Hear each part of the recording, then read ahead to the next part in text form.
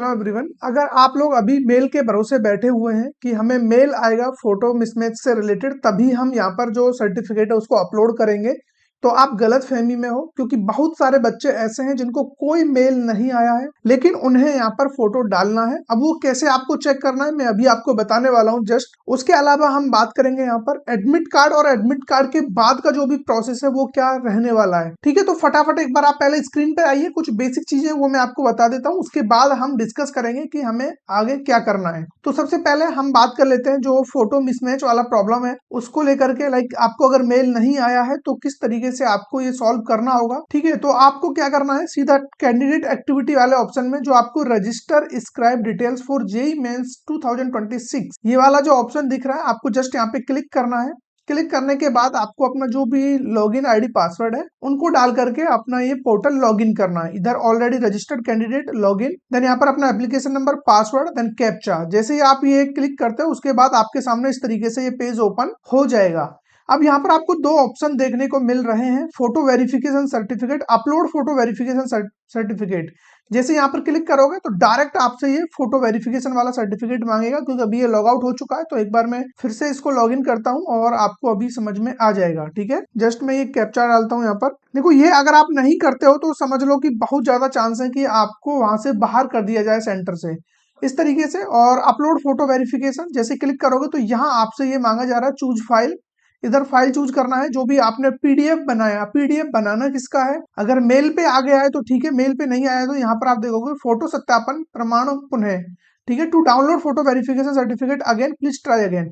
तो print photo verification certificate जैसे ही आप इस पे क्लिक करोगे तो आपके सामने ये इस तरीके से आ जाएगा। ठीक है, यहाँ पर आपका जो फोटो आपने दिया था वो आ जाएगा, प्लस में एक लेटेस्ट वाला फोटो आपको यहाँ पे डालना होगा।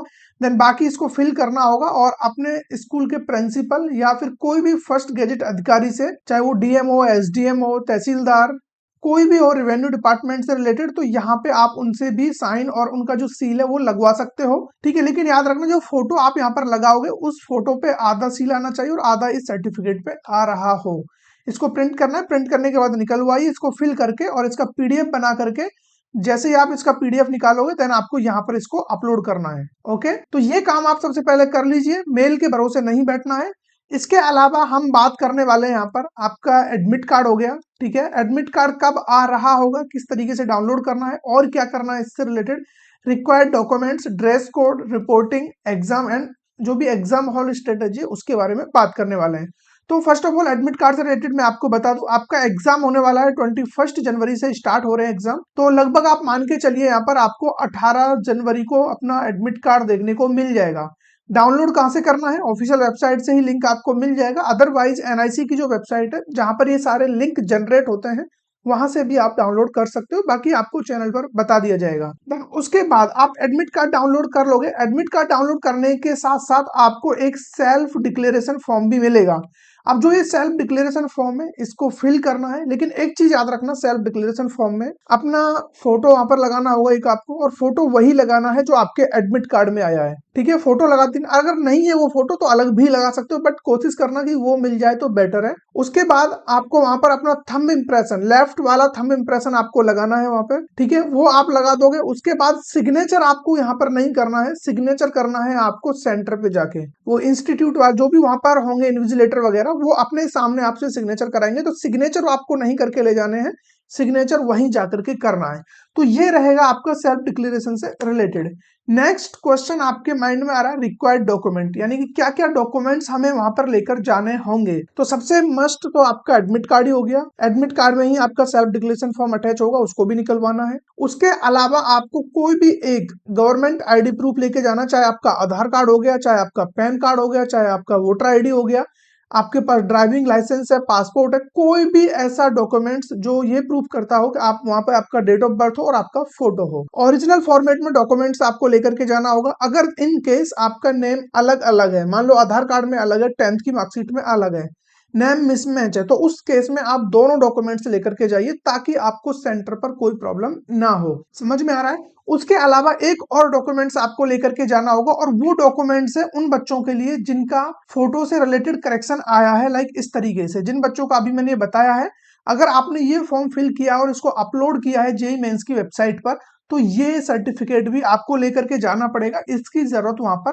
पड़ने वाली है। ठीक है, ये हो गया आपके रिक्वायर्ड डॉक्यूमेंट्स।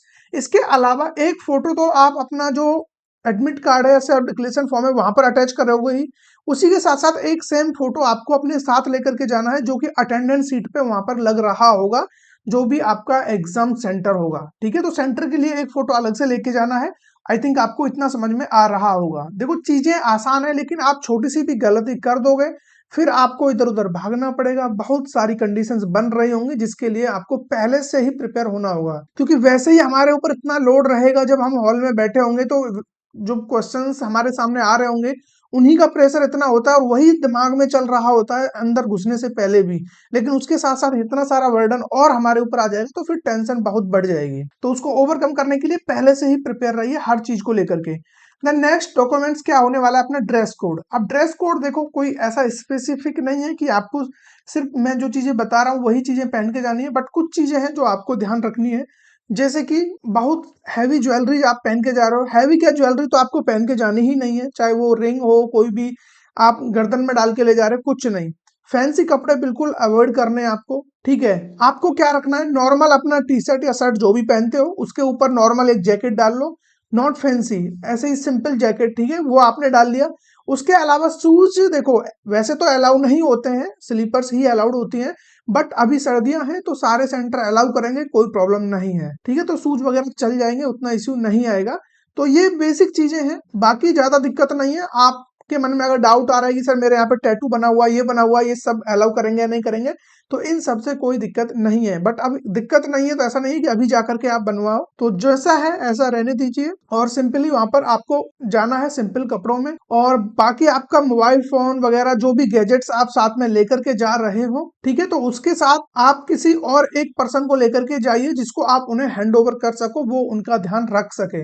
अदरवाइज क्या होगा, आप यहाँ से जा रहे हो, अकेले जा रहे हो, आपका फोन है बाहर, आपने किसी दुकान को जमा कर दिया, बैग आपने वहीं रख दिया, तो अब एग्जाम हॉल में आपका ध्यान सिर्फ और सिर्फ वहीं अटका रहेगा कि मेरा एक कीमती सामान बाहर रखा हुआ है, पता नहीं वो मिलेगा भी या नहीं मिलेगा, तो आप बहुत ज्यादा डिस्ट्रैक्ट हो जाओगे अंदर। आई थिंक इतना आप समझ गए होंगे।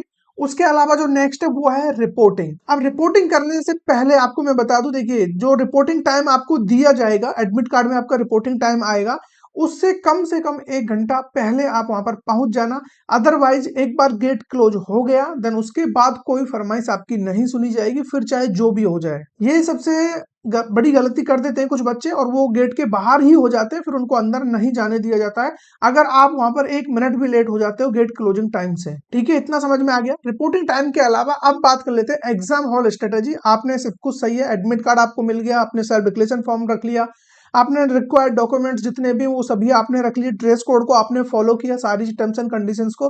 ड्रेस कोड में कुछ चीजें और ऐड करना चाहो, जैसे कि आप बाहर से क्या क्या लेके जा सकते हो, एक आपका ट्रांसपेरेंट बॉल पेन, वो आप लेकर के जाइए, क्योंकि अंदर पेन सही मिल रहा है नहीं मिल रहा है, क्या है क्या नहीं है पता नहीं, आप एक पेन खुद लेके जाइए। ट्रांसपेरेंट बोतल आप लेकर के जा सकते हो, बट बोतल की जरूरत पड़ेगी नहीं, क्योंकि सर्दियों में पानी कोई नहीं पीता इतना, क्योंकि फिर बार बार आप वॉशरूम वगैरह भागोगे तो टाइम ही खराब होगा। लेकिन जिनको रिक्वायरमेंट होती है तो वो अपने साथ में लेकर के जा सकते हैं। इसके अलावा आपको ना कोई कैलसी लेके जाना है, ना ही कोई और इक्विपमेंट वगैरह आपको लेकर के वहां पर जाना होगा। वॉच की हम बात करें तो घड़ी भी वहां पर अलाउ नहीं होती है।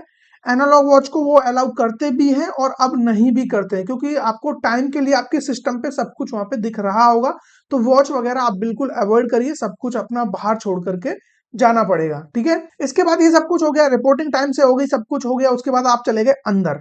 अब अंदर सबसे पहली चीज, आपको बिल्कुल भी पैनिक कंडीशन में नहीं आना है, हड़बड़ाना बिल्कुल भी नहीं है। एकदम से आपको ऐसा रहना है कि जो भी कुछ आप पढ़ के आए हो सिर्फ उसी में से क्वेश्चन पेपर आपको मिलने वाला है, और आप इजीली उसको सॉल्व कर लोगे, पहली बात। ठीक है, उसके बाद जैसे ही आप अपना कोई भी सब्जेक्ट ओपन कर रहे हो, आपका टाइम स्टार्ट हो गया, एग्जाम आपके मतलब क्वेश्चन पेपर आपके सामने है स्क्रीन पर, आपने पहला क्वेश्चन पढ़ा, आपको एकदम से वो डिफिकल्ट लगा और हड़बड़ा गए, अब लग रहा है कि यार मेरे से तो कुछ होगा ही नहीं, मैं तो इसके लिए बना ही नहीं हूं। आपने 5 मिनट 10 मिनट उसी एक क्वेश्चन को दे दिया, आपने अपने ऊपर इतना प्रेशर बना लिया कि अब आप उससे ऊपर उठ ही नहीं पाओगे, आप बस यही सोच के रहोगे कि आने वाले सारे क्वेश्चंस ऐसे ही हैं। इसीलिए मैं आपको बता रहा हूं, अपनी स्ट्रेटेजी एकदम से सिंपल रखिए। 3 घंटे आपको मिलने वाले हैं, 3 में से फर्स्ट 1 आवर आपको देना है जो बिल्कुल सिंपल इजी वाले क्वेश्चन है, जो आपसे 20 से 30 सेकंड में इजीली बन जा रहे हैं देखने मात्र से। फटाफट उनको आपको लगा लेना है, 1 घंटे में तीनों सब्जेक्ट को निपटा दो, इजी वाले।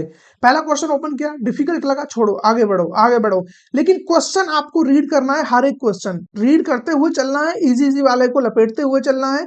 इस तरीके से आप 1 घंटे के अंदर पूरे तीनों सब्जेक्ट्स के क्वेश्चन, यहाँ पर 75 क्वेश्चंस को उनसे गो थ्रू हो जाओगे। उनमें से 10 से 15 जो भी क्वेश्चन आप निकाल पाओगे इजी वाले, वो आप टिक मार दोगे 100% कॉन्फिडेंस वाले।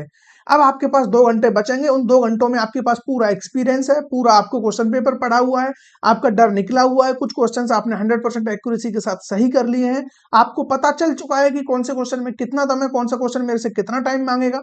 ये सारी चीजें आपने पहले 1 घंटे में ही कवर अप कर लिया है। तो अब आप पूरे एक लेवल पे हो और 2 घंटे का अच्छा खासा टाइम आपके पास है। फिर उनमें से 1 घंटा जो नेक्स्ट आपका 2 आवर होगा, उसमें आप कवर करोगे जो मिडिल लेवल के क्वेश्चन हैं, जो 2 से 3 मिनट तक बन जा रहे हैं आपसे। 1 मिनट, 2 मिनट, 3 मिनट में वो क्वेश्चन बन जा रहा है, क्योंकि आपने उसको रीड ऑलरेडी कर रखा है, बस उस पर टाइम देना है, कैलकुलेशन करना है। देन इस तरीके से आपने फिर से सारे क्वेश्चंस कर लिए, जिनको टिक कर रखा था उन पे तो आप ध्यान लगाओगे ही नहीं। देन आपके पास जो लास्ट आवर बचेगा, उसमें आप लोगे जो मॉडरेट टू डिफिकल्ट वाले क्वेश्चंस हैं उनको पिक करोगे। फिर उनके लिए चाहे आप 5 मिनट दो, 10 मिनट दो, उस 1 घंटे में चाहे आपसे 6 से 7 क्वेश्चन ही क्यों ना बने, कोई प्रॉब्लम नहीं है। इस तरीके से आपको क्वेश्चन पेपर को सॉल्व करना है, बिल्कुल भी आपको डर नहीं लगेगा। जितनी प्रिपरेशन आपने की है ना, उसका आपको मल्टीप्लाई बाय 2 करके वहां पे रिजल्ट मिलेगा। अदरवाइज क्या होगा, जो प्रिपरेशन आपने की है उसका डिवाइडेड बाय 2 भी आप नहीं करके आते हो। ये देखने को मिलता है, हर साल का ये सिनेरियो रहता है, इसीलिए मैं एक्सपीरियंस के साथ आपको बता रहा हूँ। आई होप आप लोगों को आज का ये वीडियो काफी पसंद आया होगा। अगर वीडियो अच्छा लगा है तो फटाफट चैनल को सब्सक्राइब कर लेना और इस वीडियो को लाइक कर देना, अपने फ्रेंड सर्किल में जरूर से शेयर करना। Thank you.